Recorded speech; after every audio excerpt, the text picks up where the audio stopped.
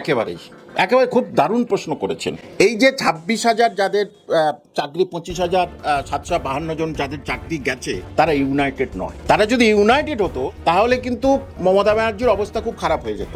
এই যে প্ল্যান করে তাদেরকে ভাগাভাগি করে দেওয়া হয়েছে এবং অগ্রাধিকার দেওয়া হয়েছে যারা মানে একেবারে দুর্নীতি উপায়ে গ্রস্ত হয়ে চাকরি পেয়েছে তাদের, এবং তাদের লিডার আবার কে জানেন তো? অঙ্কিতা অধিকারী, যাকে হাইকোর্ট বলল চাকরি নেই, সুপ্রিম কোর্ট তার কথাই শোনেনি, সেখানে গিয়ে তার নাম, তার স্কুলে জানেন তো তার নাম কি করে হয়? মানে অদ্ভুত ব্যাপার। জাদু, বহু জাদু দেখেছি, এ কি ধরনের জাদু আমি দেখিনি। এটা পশ্চিমবঙ্গের পিসি সরকারের জাদু শুনেছি, এ পশ্চিমবঙ্গ সরকারের সারা পিপি সরকারের জাদু, অদ্ভুত ব্যাপার। আবার সেই তাকে যে সরিয়ে দিয়ে মানে অঙ্কিত অধিকারীর চাকরি গিয়ে যার চাকরি, তারও চাকরি চলে গেছে, আবার তারও নাম গেছে, তারও নাম মানে যোগ্যদের লিস্টে আছে। এবারে স্কুলের ম্যাডাম বর্দি, তিনি বলছেন কি করব কিছু তো বুঝে উঠতে পারছি না।